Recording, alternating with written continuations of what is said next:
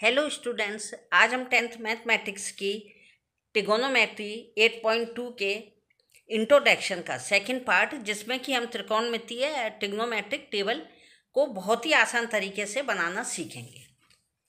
इसमें जो trigonometric table है, इसे हमें एक वर्ड भी इसका याद नहीं करना है, क्योंकि ये जब पेपर में आप फाइनल पेपर देंगे तो उसमें कुछ जो आंसर शीट है वो पहले मिल जाती है, तो उसमें आप पहले इसको बना के रख लीजिए, क्योंकि इसका एक सम तो 8.2 का आता ही आता है।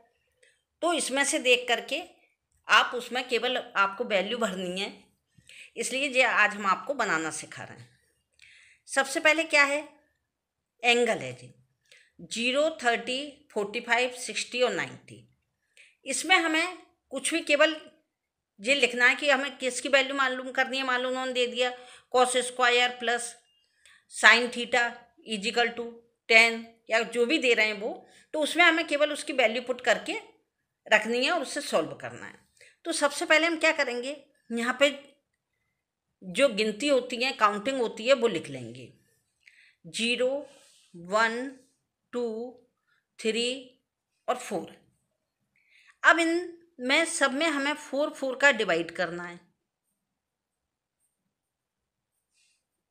4 का डिवाइड कर दिया। अब डिवाइड करने के बाद इनका अंडर रूट यानी कि करनी लेनी है। इनकी हमने करनी ले ली। अब जब करनी ले ली तो हमें साइन की वैल्यू सबसे पहले फाइंड करनी है। तो यदि हम 0 में 4 का डिवाइड करते हैं तो क्या आता है आंसर 0। तो ये 0 आ गया, यानी साइन 0 की वैल्यू कितनी हो गई 0।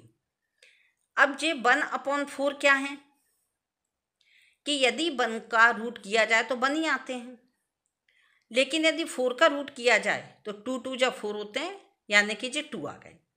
तो इसकी वैल्यू 30 की वैल्यू कितनी हो गई साइन की 1/2। इसको हम कैंसिल करते हैं 2 की टेबल से, 2 1 जा 2, 2 2 जा 4। तो 1 का रूट तो 1 ही रहेगा, चाहे 1 में स्क्वायर करेंगे, चाहे हम क्यूब करें या उसका रूट करें यानी करनी करें, तो भी क्या होगा 1 ही आएगा। लेकिन जब 4 है तो जब इसका रूट करेंगे तो यहाँ पर 2 आएगा। तो इसकी वैल्यू कितने की, साइन 45 की वैल्यू कितनी हो गई 1/2 आ गया ना, √2। 2/4 है तो 1/2 आ गया। 1 का तो 1 लिख दिया, जो 4 है उसका 2 आया था, तो यहाँ पर करनी है तो इसमें करनी आ जाएगी।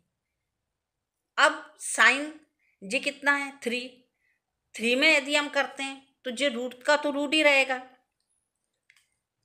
सॉरी इसमें 2 आ जाएगा, लेकिन इसमें कितना आएगा 2 सही है। इसमें √3 है तो √3 का √3 रहेगा, लेकिन जब हम इसका करते हैं तो ये तो आ जाएगा यहाँ √3।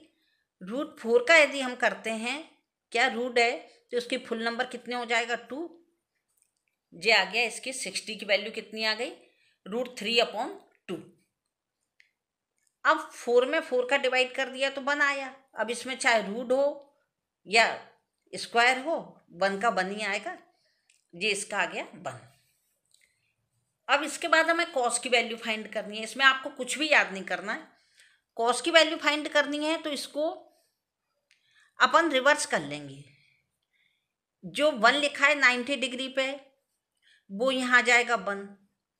जो √3/2 लिखा है वो आ जाएगा cos 30 की वैल्यू हो गई।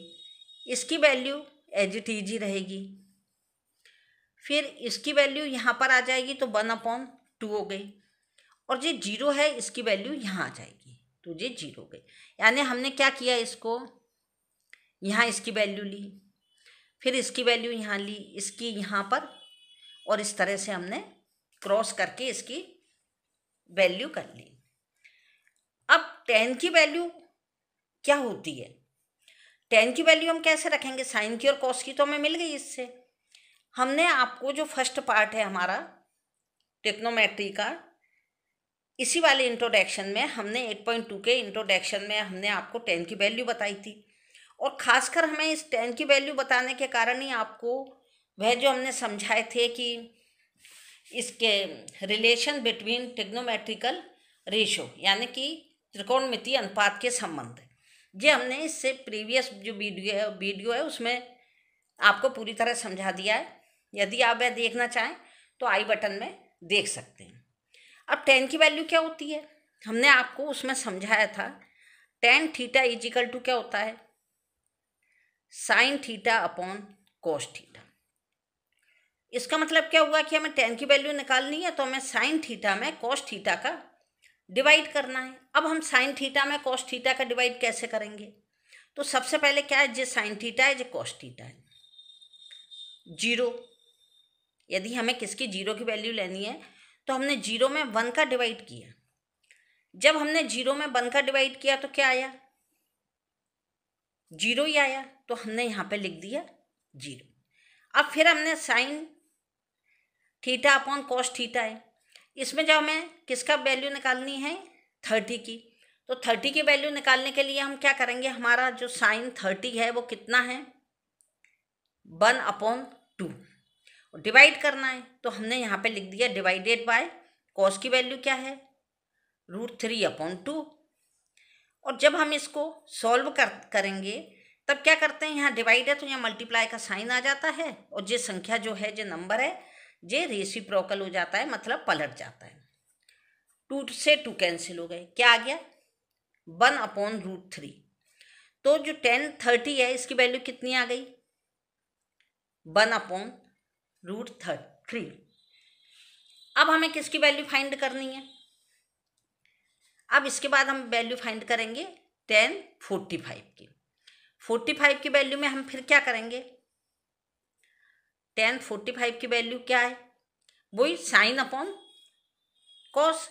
तो साइन की वैल्यू क्या है, 1/√2, और कॉस की वैल्यू भी 1/√2 है। इसको फिर हमने डिवाइड है तो इसको मल्टीप्लाई में कर लिया,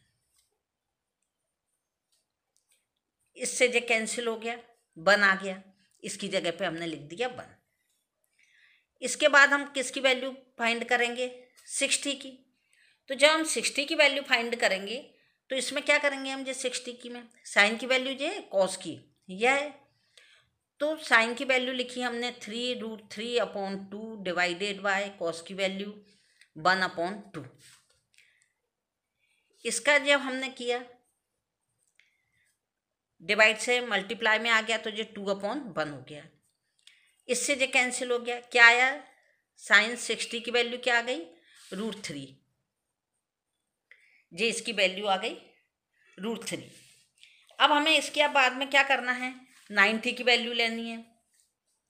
तो साइन 90 की वैल्यू लेने में हम क्या करेंगे कि जब हमने जीरो में 1 का डिवाइड किया था, यहाँ पर जब हमने जीरो में 1 का डिवाइड किया था तो कितना आया था, 0।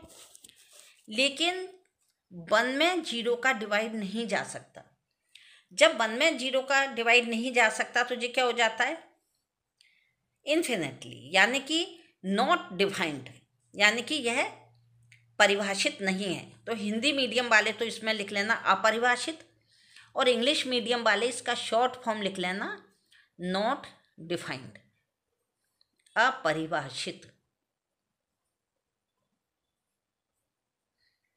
यहाँ तक आपकी 10 की वैल्यू आ गई। इसमें आपको एक वर्ड भी हमने याद करने के लिए नहीं कहा है, ये सब आपको समझ में आ गई। यदि हम चाहें तो इसको और थोड़ा टफ तरीके से करते हैं तो क्या करेंगे, कॉस की वैल्यू लिख दो 1/sin और फिर डिवाइड करो। सेक की वैल्यू हमें लिखना है तो हम क्या लिख देंगे, 1/cos करके डिवाइड कर दो, और कॉट की लिखनी है तो 1/10। लेकिन ये आपको हमें तरीका कठिन ना बताकर ऐसा तरीका बताना है जिससे कि आप इसको समझदारी से अच्छी तरह बोर्ड के पेपर में कर सकें। अब हमने क्या कहा है कि 10 का उल्टा क्या होता है, जब हमने आपको बताया था इंट्रोडक्शन, जो सबसे पहला इंट्रोडक्शन था हमारा 8.1 का, उसमें हमने आपको बताया था कि साइन का उल्टा कॉस, सेक, कॉस का सेक, और 10 का कॉट। तो जब 10 का उल्टा कॉट होता है मतलब 10 इजिकल टू क्या होता है, परपेंडिकुलर अपॉन बेस, यानी कि लंब बटे आधार। और कॉट की वैल्यू क्या होती है इसमें, इसका अपोजिट हो गया ना, लंब की जगह पे आधार आ गया, आधार के प्लेस पे लंब आ गया, परपेंडिकुलर के प्लेस पे बेस आ गया और बेस के प्लेस पे परपेंडिकुलर आ गया। तो इसी तरह से tan का अपोजिट क्या हो जाता है, cot। तो अब हम इसे क्या करेंगे कि cot की वैल्यू इधर लिख देंगे। ये क्या है, अपरिभाषित यानी कि ND। अब इसे ज़्यादा यदि ये 3 आपको आ गई हैं तो आपको याद करने की जरूरत नहीं है, ये अपरिभाषित हो गई। यानी कि जो 90 की थी वो 0 की हो गई, जो 60 की थी वो यहाँ पर आके कितनी हो गई, √3 यानी कि ये 30 की हो गई। जो 45 की वैल्यू थी वो 45 की रही, क्योंकि हम यूँ क्रॉस मल्टीप्लाई कर रहे हैं तो ये वाली इधर ही रही। 1/3 किसकी है, tan 30 की, तो ये यहाँ पर आके किसकी हो गई, cot 60 की, सॉरी कितनी हो गई, 1/√3।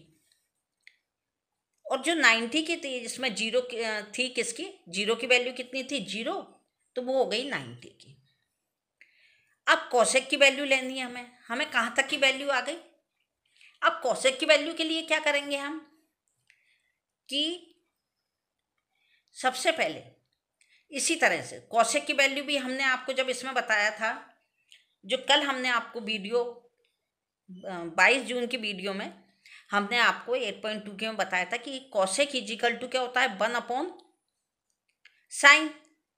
तो 1/sin है कोसेक इजिकल टू, तो 1/sin। इसमें हम क्या करेंगे कि जो कोसेक की वैल्यू है, तो 1 यहाँ पे आ गया, कोसेक लिख ले के समझा देते हैं आपको। कोसेक 1 की वैल्यू कितनी हो गई, 1/sin थीटा। जब 1/sin थीटा हो गई तो 1 में हमने किसका डिवाइड किया, साइन का। तो 1 में हमने जब साइन का यानी कि 0 का डिवाइड किया तो क्या आ गया, 1 में 0 का डिवाइड नहीं जा सकता, इसलिए हमने यहाँ पर भी यही लिखा था। तो 1 में 0 का डिवाइड नहीं जाता, तो इसको क्या लिख देंगे हम, ND या अपरिभाषित। अब हम किस में देंगे, 1/, अब 30 की जब हम वैल्यू निकाल रहे हैं तो क्या होगी, 1/30 की वैल्यू पे होगी जे 1/sin। तो 1/, तो 1 हो गया, और 1/√2। तो इसको क्या करते हैं हम, 1/1 डिवाइडेड बाय 1/2, यानी 1/1 मल्टीप्लाई 2/1। तो इसकी वैल्यू कितनी हो गई, 2। अब साइन 45 की वैल्यू कितनी है, 1/कोसेक 45 की वैल्यू निकालेंगे तो 1/sin है। अब 1/sin है तो साइन की वैल्यू कितनी है, 45 की, 1 के प्लेस पे 1 लिख दिया, 45 के प्लेस पे हम क्या लिख देंगे, 1/√2। तो 1/1 डिवाइडेड बाय 1/√2। अब इनको 1/1 इंटू √2/1, ये क्या आ गया, √2। तो यहाँ पर इसकी वैल्यू कितनी आ गई, √2। अब जब ये √2 वैल्यू आ गई, कहाँ तक की आ गई, 45 कोसेक 45 की। अब हमें क्या लेनी है, कोसेक 60 की वैल्यू लेनी है। तो कोसेक 60 इजिकल टू भी क्या हो गया है, तो यहाँ पे हम थीटा ही मान लेते हैं, तो 1/sin थीटा। 1 के प्लेस पे 1 लिख दे, साइन की वैल्यू कितनी है, √3/2। तो 1/1 और √3/2। इसको हमने वापस क्या किया, मल्टीप्लाई से कर दिया डिवाइड से, तो यहाँ पर आ गया 2/√3। इसकी वैल्यू कितनी आ गई, 2/√3। अब ये 2/√3 आ गई। अब 1 में यदि हमने 1 का डिवाइड किया, 1 में 1 का डिवाइड किया तो 1 ही आया, तो यहाँ पर ये क्या आ गया, 1। हमें कौशिक की भी वैल्यू मालूम पड़ गई। हमने जो इससे पहले की वीडियो में आपको जो इंट्रोडक्शन की वीडियो का फर्स्ट पार्ट था 8.2 का, उसमें हमें यस, इसीलिए हमने ये वीडियो आपको वो वाली समझाई थी जिससे कि आप tan और cosec की वैल्यू फाइंड कर सकें, अन्यथा आपको जो क्या थी वीडियो को रटना पड़ता। अब sec की वैल्यू निकालने के लिए हम फिर वही कर लेते हैं कि यहाँ पे 90 है, 90 cosec का 90 का वैल्यू कितनी है 1, तो इसको 1 लिख लिया। इसका ये चीज़ इधर आ गई तो ये 2/√3 हो गई। 45 की डिग्री √45 ही रही, इसकी 2 हो गई वैल्यू 2, और जे ND यानी अपरिभाषित।